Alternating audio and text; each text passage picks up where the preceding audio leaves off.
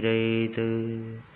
भगवान नारायण नरश्रेष्ठ तथा सरस्वती देवी को नमस्कार करके जय स्वरूप इतिहास श्री कार्तिक महात्म पुराण का पाठ करना चाहिए। अथ श्री कार्तिक मास महात्मंतर्गत प्रथमोऽध्यायः नाम ऋषिरुवाच। सूत जी कहते हैं कि हम लोग कार्तिक मास का महात्म सुनना चाहते हैं।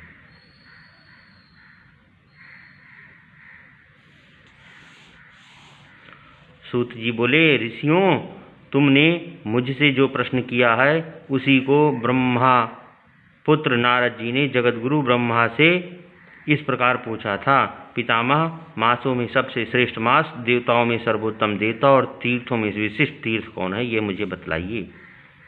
ब्रह्मा जी बोले, मासों में कार्तिक, देवताओं में भगवान विष्णु और तीर्थों में नारायण तीर्थ बद्रिकाश्रम श्रेष्ठ है।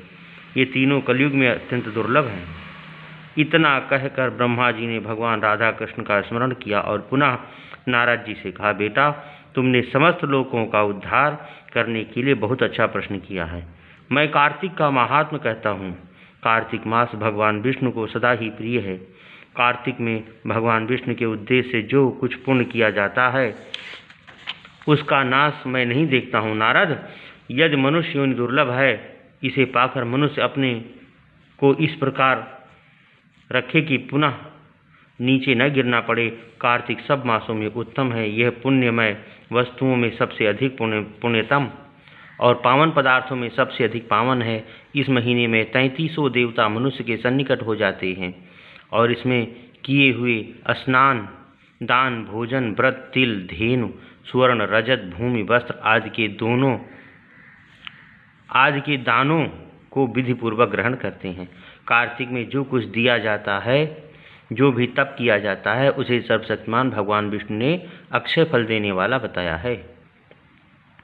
भगवान विष्णु के उद्देश्य से मनुष्य कार्तिक में जो कुछ दान देता है उसे वह अक्षय रूप में प्राप्त होता है। उस समय अन्न का दान महत्व अधिक है। उससे पापों का सर्वथा नाश हो जाता है। जो कार्तिक मास प्राप्त हुआ देख पराये अन्न को सर्वथा त्याग देता है, वह अतिकृत यज्ञ का फल प्राप्त करता है। कार्तिक मास के समान कोई मास नहीं, सतयुग के समान कोई युग नहीं, वेदों के समान कोई शास्त्र नहीं और गंगा जी के समान दूसरा कोई तीर्थ नहीं है।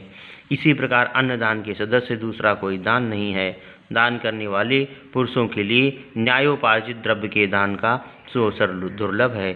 उसका भी तीर्थ में दान किया जाना तो और भी दुर्लभ है। मुनिश्रेष्ठ, पाप से डरने वाले मनुष्य को कार्तिक मास में शालिग्राम शिला का पूजन और भगवान वासुदेव का स्मरण करना चाहिए। दान आदि करने में असमर्थ मनुष्य प्रतिदिन प्रसन्नतापूर्वक नियम से भगवान नामों को स्मरण करे। कार्तिक में भगवान विष्णु की प्रसन्नता के लिए विष्णु मंदिर अथवा शिव मंदिर में रात को जागरण करे। शिव और विष्णु के मंदिर में ना हो तो किसी भी देवता के मंदिर में जागरण करे। जब दुर्गम वन में स्थित हो तो विपत्ति में पड़ा हो तो पीपल के वृक्ष की जड़ में अथवा तुलसी के वन में जागरण करे। भगवान विष्णु के समीप उन्हीं के नामों और लीला कथाओं का गायन करे।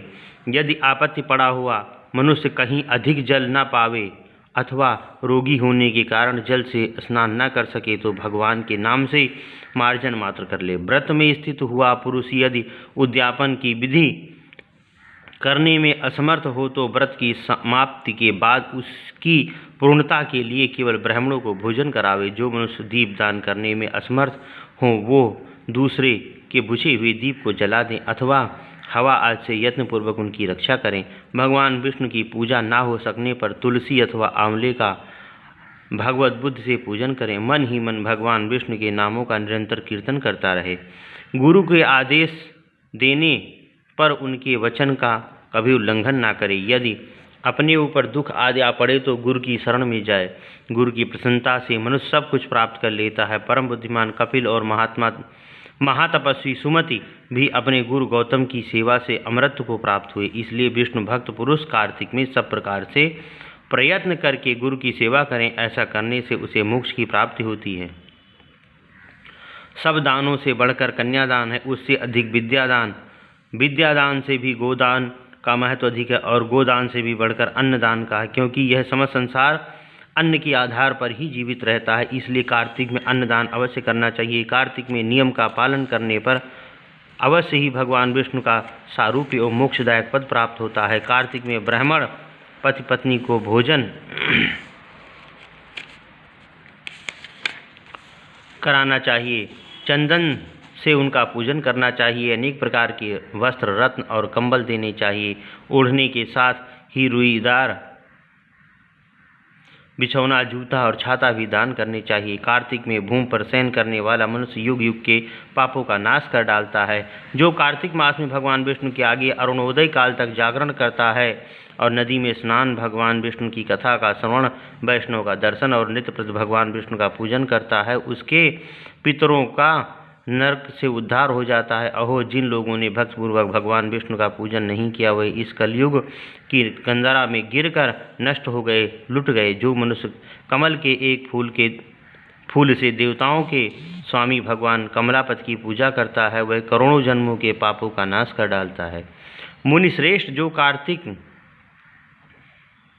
में 1,00,000 तुलसी दल चढ़ाकर भगवान विष्णु की पूजा करता है वह एक एक दल पर मुक्त दान करने का फल प्राप्त करता है। जो भगवान के श्रीअंगों से उतारी हुई प्रसाद स्वरूपा तुलसी को मुख में, मस्तक पर, शरीर में धारण करता है तथा भगवान के निर्माल्यों से अपने अंगों का मार्जन करता है वह मनुष्य संपूर्ण रोगों और पापों से मुक्त हो जाता है। भगवत पूजन संबंधी प्रसाद स्वरूप संग का जल भगवान की भक्ति, निर्माल्य, पुष्प आदि, चरणोदक, चंदन और धूप ब्रह्महत्या का नाश करने वाले हैं। हे नारद, कार्तिक माह में प्रातःकाल स्नान करे और प्रतिदिन अपनी शक्ति के अनुसार ब्राह्मणों को अन्न दान दे, क्योंकि सब दानों में अन्नदान ही सबसे बढ़कर है। अन्न से ही मनुष्य जन्म लेता है और अन्न से ही बढ़ता है। अन्न को समस्त प्राणियों का प्राण माना गया है। अन्नदान करने वाला पुरुष संसार में सब कुछ देने वाला और संपूर्ण यज्ञों का अनुष्ठान करने वाला। पूर्व काल में सत्यकेतु ब्राह्मण ने केवल अन्नदान से सब पुण्यों का फल पाकर परम दुर्लभ मोक्ष को भी प्राप्त कर लिया था।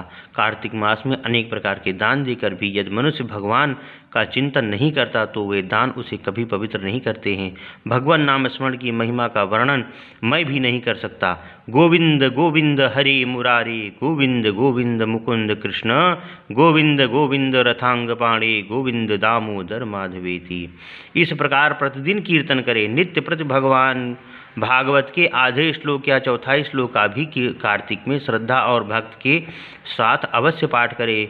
जिन्होंने भागवत पुराण का श्रवण नहीं किया, पुराण पुरुष भगवान नारायण की आराधना नहीं की और ब्राह्मणों के मुख रूपी अग्नि में अन्न की आहुति नहीं दी, उन मनुष्यों का जन्म व्यर्थ ही गया है।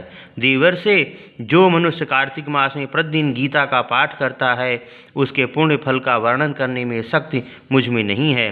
गीता के समान कोई शास्त्र नहीं हुआ है और ना होगा। एकमात्र गीता ही सदा सब पापों को हरने वाली और मोक्ष देने वाली है।